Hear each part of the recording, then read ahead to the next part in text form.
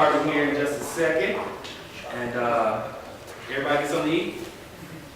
A little bit, something? Yeah. Okay. All right, I'd like for most of y'all to try to come up to migrate to the front a little bit. We're gonna get close, we're gonna get intimate, you know?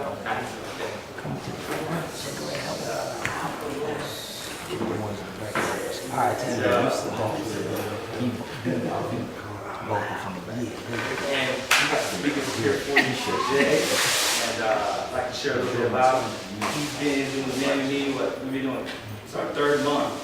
We've been talking about, the first one, we talked about life. Liberty is for everyone. Life, liberty is for everyone. And our second one was you are valuable. Your seed is valuable. What you are, your seed that's inside of you, it is valuable. We got to know that as men, that we are valuable. And right now, he's going to come up, and I want y'all to give him a round of applause as he comes up and share with us. All right.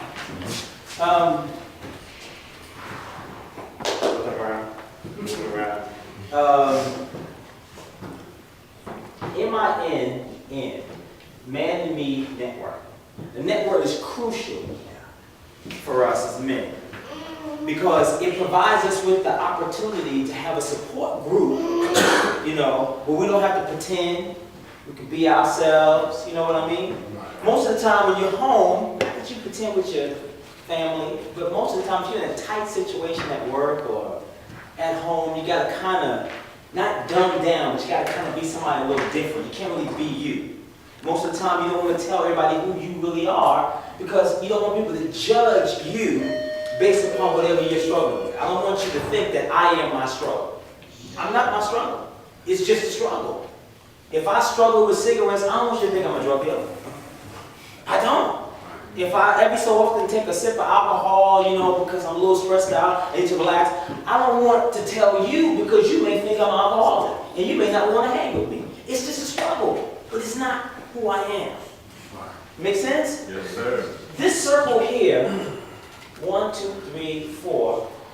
There's probably bigger circles in this room, but we're going to start with this circle here. This circle here represents access to you. And everybody is trying to access you, your life, trying to get some of your time. Now, it costs a lot to be who you are. People don't realize it. Oh yeah, you done been through some hell in your life. You done made some bad choices. You done made some decisions, okay, that have put you in certain tight places, and you made it through. So it costs you a lot to be you. Now, many people don't understand that it costs you a lot to be you. So you can't allow just anybody else, or just anybody, to have the most important thing in your life. Time. Hello. You can't let anybody just come in and take up your time. Because money, you could lose it tomorrow. He could offer you a job and you'll get it back. You give time to the wrong person, he won't give it back to you. Time is crucial. So we're going to talk tonight about you. Because you are the most important thing in life. Okay? Self-esteem is not given by him or him, it's given by you. If you don't build you up, nobody else is going to build you up. And really, do you really want somebody else to build you up? We think we do, but we really don't. Because nobody knows you like you. You are the only person in the world that knows all your hidden secrets, all your little challenges, all your little quirks and things of that nature. But you have to be willing to understand that you are not your mistakes. You're not your mistakes. You may have made mistakes, but it didn't define you. It was what you did. And just like you did it, you could stop doing it, and now you can discover who you are. But on the road to discovering who you are, just know that these arrows represent all the things that are trying to get to you so you can have all of this. Wow. There's a bunch of, now I don't know what the arrows represent for you, but you can determine what the arrows represent to you. It could be women. It could be drugs. It could be past mistakes. We'll do PM for past mistakes. Anything. But these things never get tired of trying to get to you because they're fuel trying to get to your time. Everything runs on time. I don't care what you think. Everything runs on time. Now, I really don't want to give this away because on Monday, I teach a class. I've been teaching a class for 4 years. And I'm teaching this class on Monday, and I do acronyms. They're called acrostics. Somebody corrected me, acrostics. And I create acrostics for different words. And I have an acrostic for the word time. And I was going to use it in this class that I'm going to teach on Monday. But since you guys won't be there, well, you'll be there. Since the rest of you guys will be there, I'll give it to you today. But it's important that you choose the right people that you give your time to. That's right.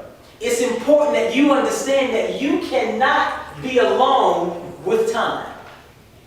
You as an individual cannot spend time alone. You can't be effective alone. So the acronym for time is together is more effective. If you find the right person to build with, then the two of you coming together can get more done than just you by yourself. But before we go into other people, we want to deal with you. So how am I doing, Shaker? Honestly? Alright, see, that's my mentor right there. I've taken him on as my mentor. Now, I'm going to take a brief pause, and the reason I'm taking a brief pause, what y'all writing down? What you just read? Y'all taking notes? Wow, you mean what I have to say is important? That's right. That's amazing, No, I appreciate you doing that because what you have to say is important. It's true. I appreciate you coming to listen to me, but believe it or not, I'm really here to talk to you because I grow by talking to you. So, let's talk. There's some things about you that I don't know, that you know or don't know. So let's talk. What are some of the things that challenge us as men? Women. Okay. Hey, that's perfect. Women, I understand. I got 7 sisters and 2 daughters and a wife, so I've been around women my whole life. And still my mama's around. And I'm still her baby. So I fully understand about women. I have had my share of bad decisions with women. So when you say women, come on, let's talk. What do you mean, just women? What about women? Chasing them. Chasing them, all right? Chasing. Chasing, what do you mean chasing? Flirting, I'm married, so, flirting, messing with other women. So as a married man, now, funny thing, anybody else married? Just you? You married? You married, sir? Okay. His issue, he said his issue with women was flirting and chasing, and he's a married man. Mommy did. I don't think you realize that you reached your capacity already, brother. And anytime you exceed your capacity, you're going to explode. And an explosion causes damage, destruction. So you need to realize that you can't do this because you have reached this, your capacity. Now, I'm going to assume, and I could be wrong, but I'm going to assume that the reason why you chase women and not focus on chasing your wife is because there's something that your wife doesn't provide for you that you think you need. Absolutely. Yeah, we all thought we needed something at one point or another, only to find out that we really didn't want what we thought we needed. Okay, we'll address that again. Give me something else, yeah. This pertaining to women also.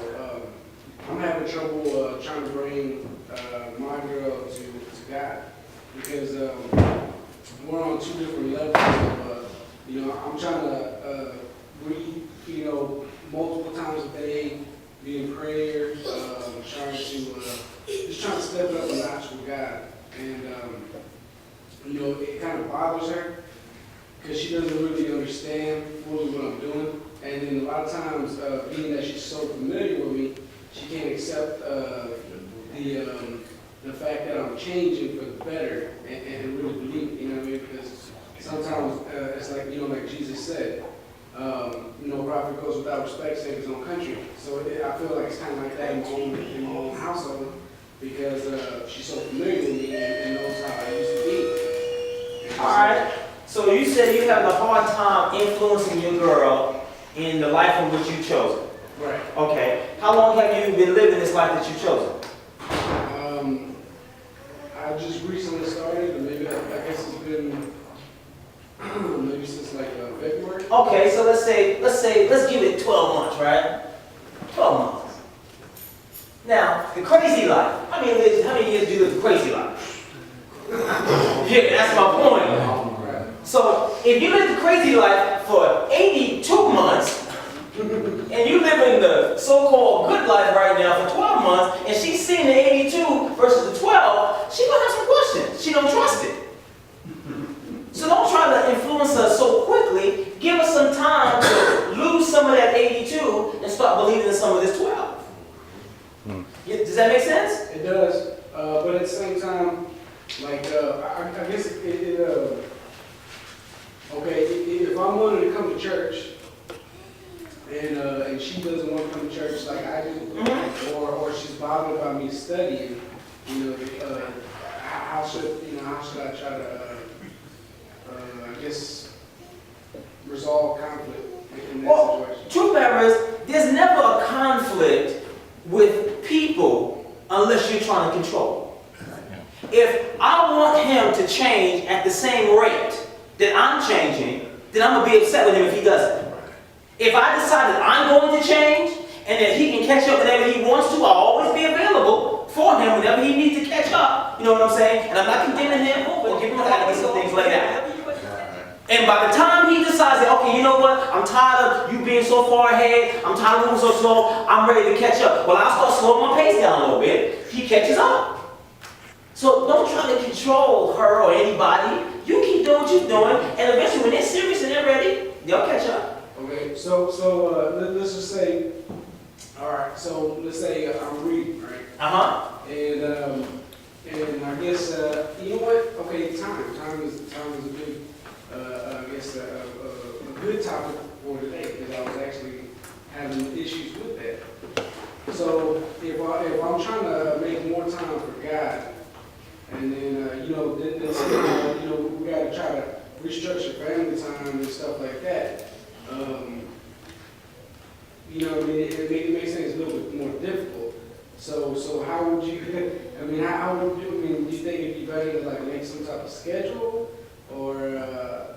Now, when you say you're trying to make time, okay, one, you can't make time because time already exists. Well, organized time. Okay, there you go. You said the key word, organize. That's a good word. Now, organization is based upon your life. Okay, you say I got 24 hours in a day. How many hours do you work? I'm not working right now. Okay, that's even better. What time do you get up in the morning? Around 5. Around 5 a.m.? All right, well, you got 5 a.m. What time does the baby wake up? She usually gets up about like 10. Oh my God. You got 5 hours of plenty of time between time the baby wake up and everybody else wake up. If you can't fit into 5 hours, whatever you need you to do, then you need to buy a book one time, man. I do though. Okay. I usually will spend, several hours just sitting there reading and praying. And then. So now, what's the conflict? Help me out, because maybe I'm missing the conflict. I don't know. I feel like I like a lot of times throughout the day, man. I like to read and you know what I mean? Like I want, toward even though I had the 5 hours already that I was Right. like I study more and I read more and then so it starts cutting the time other places. Okay, So- Pastor, go ahead, Pastor Larry. I got a question on, do you feel like she's trying to control your time? I guess I do feel like it, but now that he's putting this up here, I am spending a lot of time reading already. But if I feel like I still want to read, I feel like I should. But see, part of time, okay, and being responsible with time is that it's no longer you anymore. That's right. Once you once you become a leader, I don't care if you own a company, if you got kids, whatever the case may be, that's why it's probably best that if you are male and you're single, stay single if you don't want to share your time with anybody. But the moment you drop your seed and you get somebody pregnant and kids come involved, then your time changes because it's no longer your time, it's now their time. That's right. So you have to now find a way to make sure that you give them adequate amount of time. Okay, then at the end of the day, whatever's left over, that's yours. They're always first. Yeah, that's true. They always get it first because you decided to bring them into your space. You should have left them outside, but you said, no, she hot. Look at her legs. Look how nice her butt curves. Look at the chest. I want her. You got her. Now you gotta give her the thing that you once owned for yourself. Belongs to her now. And whatever's left over, you get a little taste of it. How about for those? I'm sorry, but that's just the way it works. If you don't do it that way, you're always gonna have conflict. I've been doing it for 19 years. And believe me, it's not an easy thing to do. But I made the choice. She gets it all. And my check. No, it's true. I ain't lying. She gets all my time and my check. So, 2 seconds. Does that help you a little bit? Yeah. You sure? Yeah, it does. So she gets it first. You get what's left over. Okay? So you gotta find a way to get it first before anybody gets up. Give them all that they want. And at the end of the day, make sure they're happy and satisfied. Because once they're happy and satisfied, you got it the rest of the day. As long as you can find some way to satisfy her and her, the little one, then you got time all day long to yourself. They'll give it to you. They'll fight for you to have it. But if you fight to take time that you once had for yourself and not give it to them, you're always going to have a conflict. All right? Cool. Yes. Now, there are guys like myself that get up early in the morning. You former military. I fully understand. Sometimes the military may not have anything to do with it. That's just something I've always done anyway. Okay. And more so now since I am married, I find myself getting up early because, if I wait until, let's say, late in the morning to do what I want to do, I can't. Because like you said, that time goes to my family, my sons and my wife. Their needs got to be met first before mine. And once that's done, no matter how long it takes, that could take all day. Right. Because sometimes at the end of the day, I'm too tired to do anything for myself. I fully And understand. so, I get up in the morning. I've always I'm still doing that. I just get up in the morning and I don't care how early it is. I'll get up as early as 2:30 in the morning. So now you bring this to a point, right? Yes. Okay. That's my point. Oh, your point is that you get up early. I get up early to do what I gotta do to make time to do the things that I know I won't have time to do later. Okay, no, that's good. I think, hey, early rise, I think that's awesome. Yes, sir. The time, like I said, don't wait for no one, but it's how you utilize it. It's true, I agree. Like 5 o'clock in the morning, you got 5 hours for the child wake up. Okay, you put 2 hours of studying in, you cool. Okay, then the wife wake up, the girlfriend wake up, spend a little time with her, she's cool. Then the baby wake up, you got the rest of the day, and as the day's toning down, you have to really like pick your spots to read and stuff, you know what I'm saying? But you utilize your time perfect because, you done spend time with your girl, you done spend time with the baby, and everybody's happy, now you go spend time with God at the end of the day. How I do it at the beginning of the day and at the end of the day. See, because first and foremost, when I got down in my life, I got to be grounded, so I need my study. And at the end of the day, before I go to bed, I want to get something before I go to bed, so I have some time before I go to sleep. That's cool. And Now, everybody's covered that. Now, the one thing that most people are probably not counting into the whole time factor is your own personal issues. Right. We as men, we get sad. I know I get sad. There are times I reflect on a lot of the bad decisions that I made.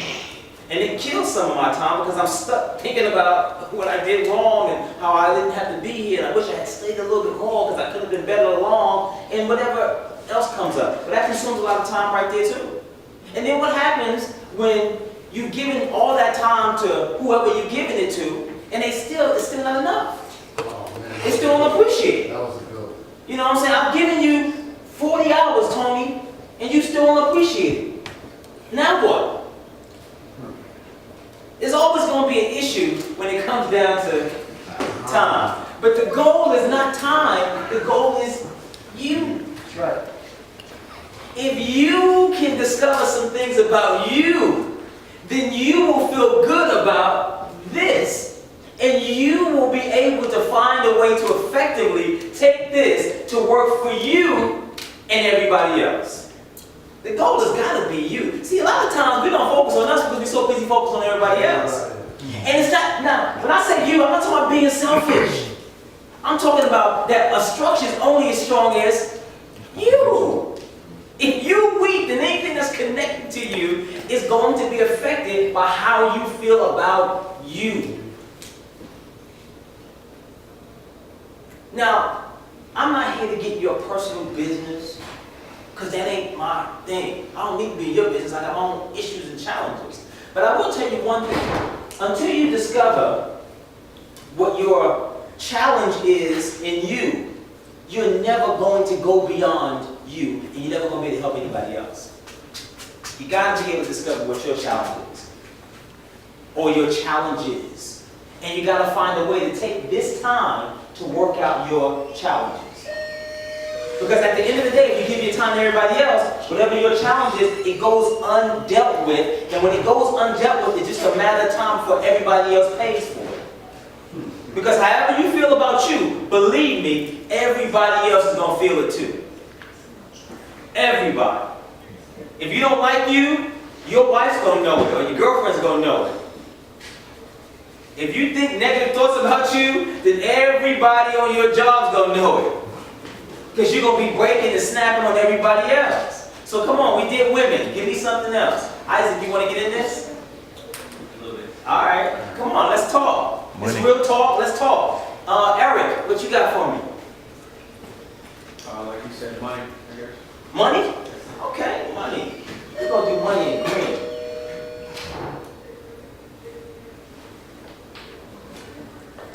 You know, people think money's the root of all evil, but it's really not. Money can pay some bills.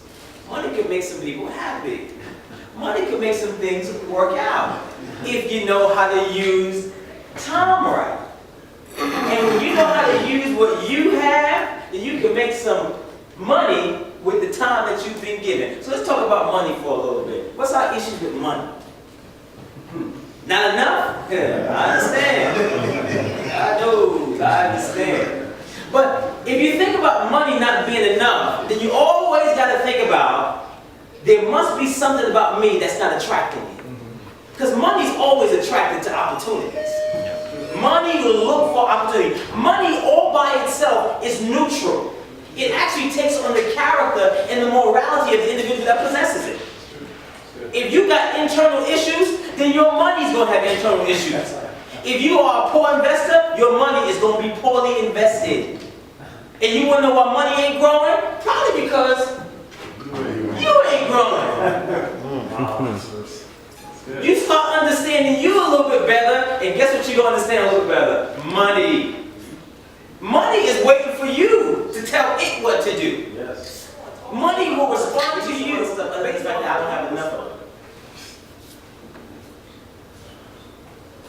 Come on, man. I know you want some money, don't you, Chris? Money ain't important to you? I guess it has to be because it pays bills. Yeah. But then, I mean, it's not the biggest business. It means a lot to the world to be able to live in it the way you want to. But if I really had no with it. I mean, it's got some heartache that goes with it. I agree. But if you understand that money's a tool, and you understand what tools are designed for, then the purpose of money becomes real clear. When I get hold of it, I'm using it to build. Whether it's to build marriage or lives or communities, you know, whatever I'm looking to build on a positive note, then money becomes that tool to make that thing happen. So now, I'm doing something that I feel good about, using time and money as a tool to make that thing happen. But it all goes back to me. If inside of me is nothing positive, then these three things right here are not going to be positive. My time won't be spent positively, and the money that I have is going to be spent at the strip club trying to overcome the fact that I'm unhappy with me. Because come on, let's be honest with you. I never went to a strip club, not because I didn't want to see the women shaking it. I was a little upset with the fact that they wanted me to pay some money, and I couldn't touch her. No, come on, let's be for real. I got a major issue with not being able to touch somebody that I'm paying for. No. If I'm gonna pay, I want to touch. But they don't want you to touch, otherwise they're gonna throw you out. So therefore, I decided, you know what? I'm gonna take my money, let it be a tool for me to build me and build somebody else. Come on, money. What else about money? Vic, what you got for me? What else about money? Management. Okay, money management, I understand that. Now, management is a very interesting thing. Why? Because if you don't have this, then there will be no management. And that's the hardest thing for people, discipline. People hate discipline. Why? Because it requires... Yes, it does. It requires work. It is easier for me to be out of shape, get up late for work, make excuses, than it is for me to work to be disciplined. It's crucial. The only key element in life, in anything you want to do, is discipline. You don't have discipline, you don't work, you go down, there will be no attraction to money, therefore there's no tools, and you are just wasting time. Yes, you are.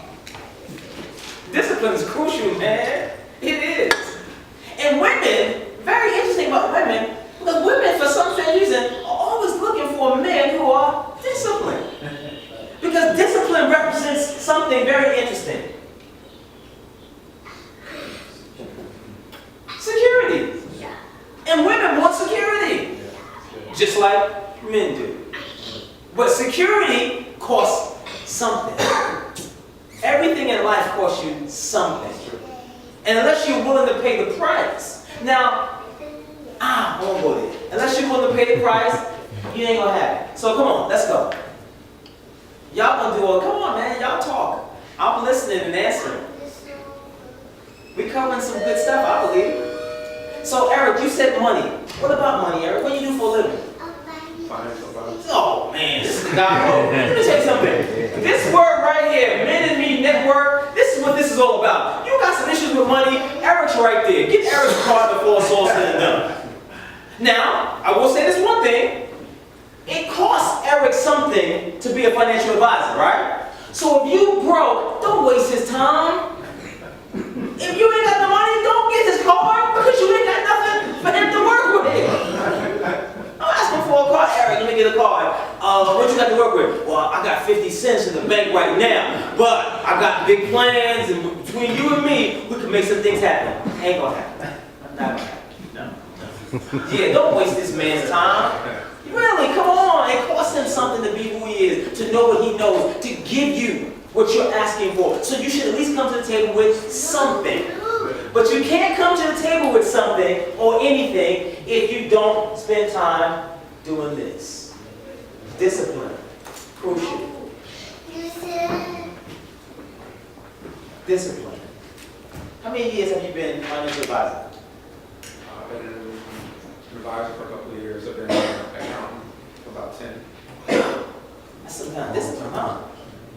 Wow. Married? Yep. How many years? 10 in February. Wow, man. See, it's the networking kind of thing. Because when you're struggling, you want to know, how did you make it 10 years? Because most marriages don't last 10 years. Come on. Nowadays, are you kidding me? No. Shoot. Some guys getting girlfriends 3 and 4 left and right. 10 years? Great. Longevity. Awesome. That's important. But discipline, work, security, tool, money, time, all goes back to you. You are crucial, man. You don't realize how valuable you are. You really don't. Why? Because you made negative decisions in life. Your father wasn't there. Your grandmother did her best to try to raise you up and tell you the right thing to do, and you did it. But you really wanted a man to be around to give you the direction that you really need. Direction and identity, they don't come from women, unfortunately. I wish it did, but they don't. They don't. I'm sorry. Direction and identity comes from a father, a daddy, a man. If you want to know what direction you're going to go in, you want to know what you're going to be, you need a man in your life to tell you, hey, you're going to be this, you're going to be this, and you're going to be that. Now that works both negative and positive. If you got a man in your life speaking negative, you're going to be that. And you're going to regret it, and you're probably going to hate men for the rest of your life who even try to talk positive or tell you anything positive, because the man who you hoped would be positive lied to you and wasn't positive. But after you reach a certain point in your life, you got to make a decision. Now, no decision is still a decision. Yes, it is. So it's better for you to decide what direction you want to go in, and then you hook up with this. Get you a network. Because you can't do it alone. That's what time is, the acronym. Together is more effective.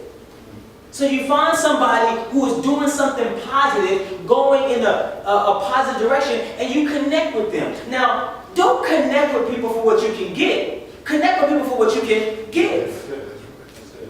Because the only way to get is by giving. People think that you can get more by saving. Wrong. You can't get more by saving. You get more by giving.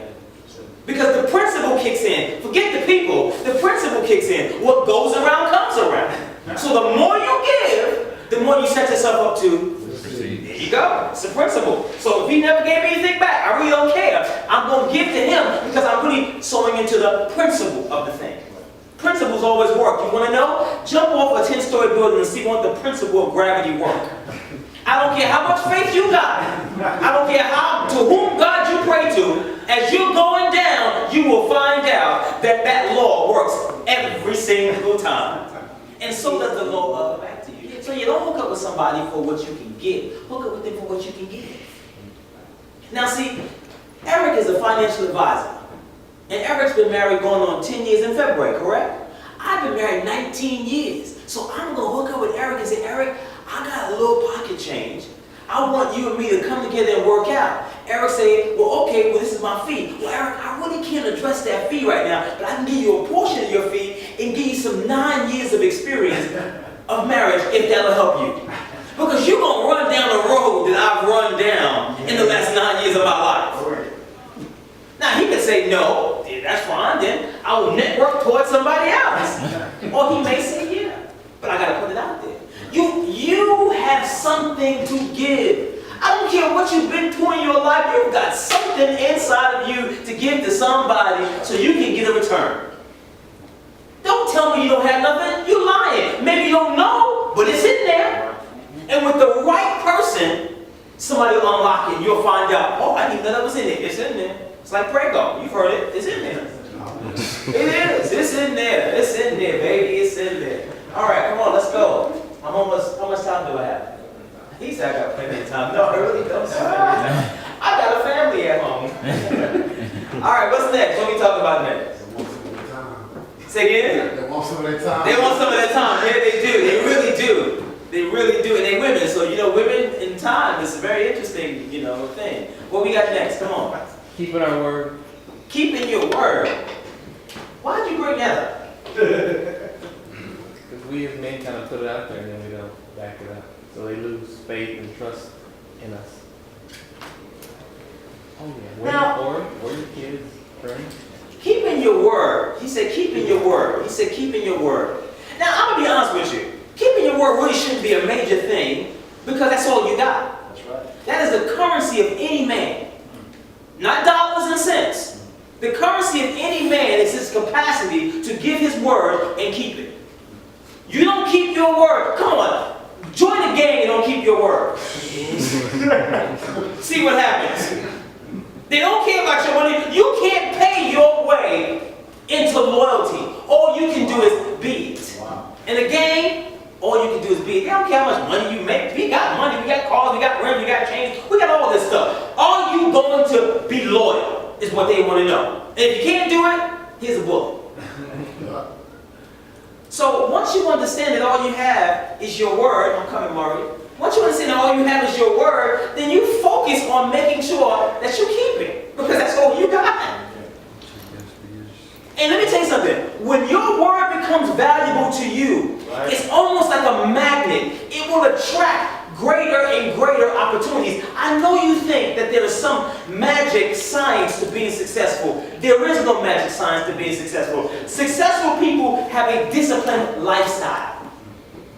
Arnold Schwarzenegger worked out every single day. How does a bodybuilder become the governor of California? He blew it, but he still became the governor of California. And he wasn't even from this country. He got recognized at 23-inch arms, biceps. They said, God, he never seen a 23-inch biceps before in our life. But he disciplined himself to develop it. Became successful at it. Michael Jordan. He don't live about one thing. When I mention Michael Jordan, the first thing everybody thinks about is what? Absolutely. Why? Because he's mastered the game of basketball. Because he became up with one thing. He said, all that matters to me is keeping my word. And keeping my word is, whenever I'm on that floor, I'm going to deliver. I'm going to deliver. He told his team, we're going to have a championship ring. We will. We're going to play as a team. We're going to win as a team. He made it happen, man. Kept his word. Made it happen. And it's something that makes you feel good about giving your word and keeping it. And once you understand the importance and the value of giving your word and keeping it, then you'll fight to make sure you keep it all the time. Now, I will say this one thing. If you aren't married yet, don't do it. No, I'm just playing. Go ahead. Do whatever you want to do. But if you think in your mind that somewhere down the line that once you get married, it's going to be plenty of sex all the time. I mean, dang, you walk in and sex is laying on the floor. So, where you been? God, I've been waiting for you. You're fooling yourself. You're fooling yourself. You're just going crazy. You're mad. Okay? And you need to come back to yourself. That's just not reality. She may have given it to you while y'all was dating, but that's because she was simply trying to make sure she locked the deal.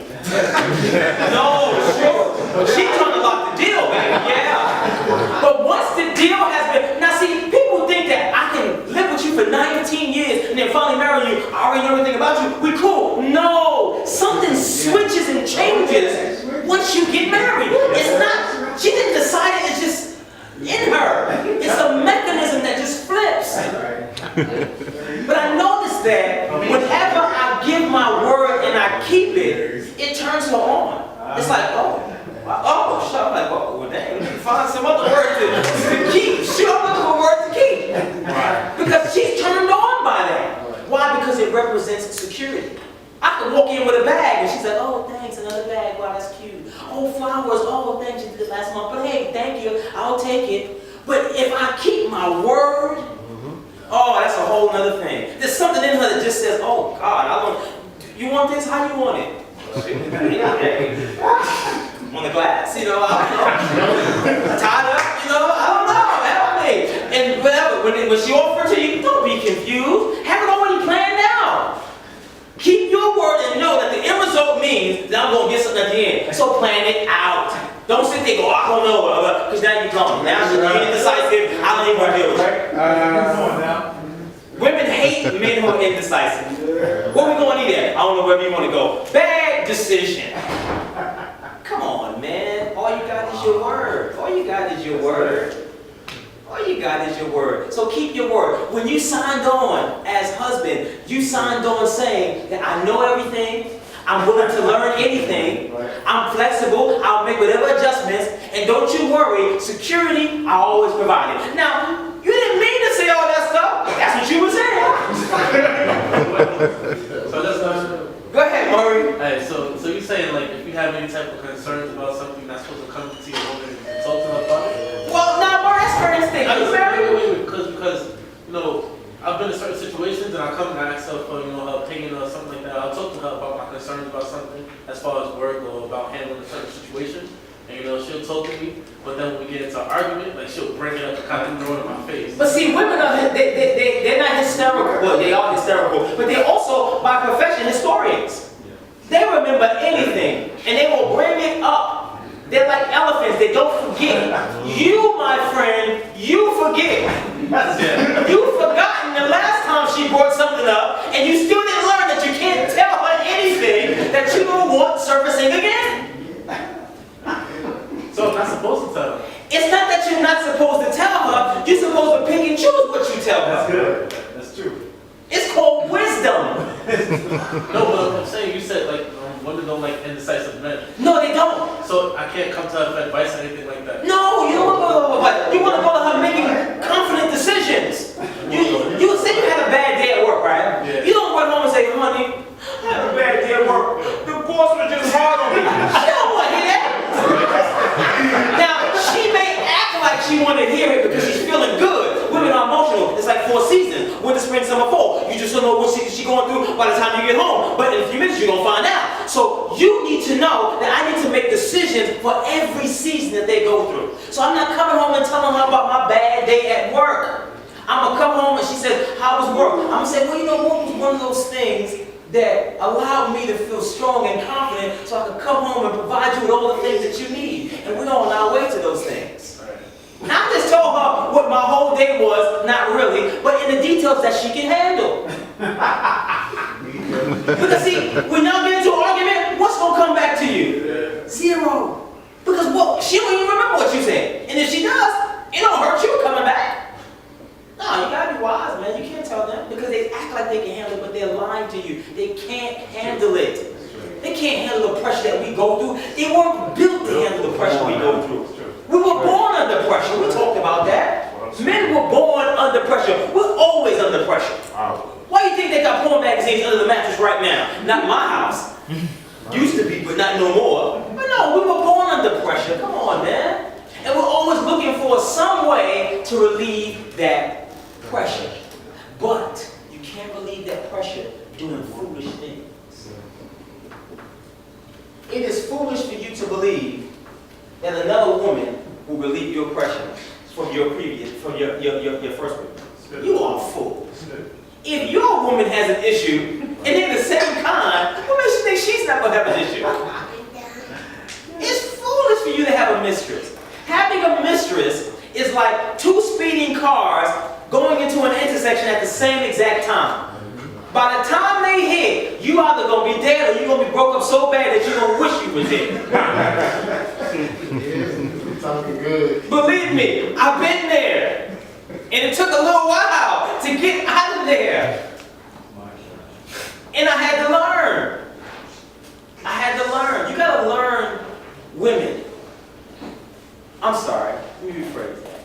You got to get knowledge about women from them. They'll tell you if you listen. Don't ask, just listen. Just listen. Because if you ask, then you're going to be frustrated because they're going to tell you a whole bunch of stuff that just makes no sense at all.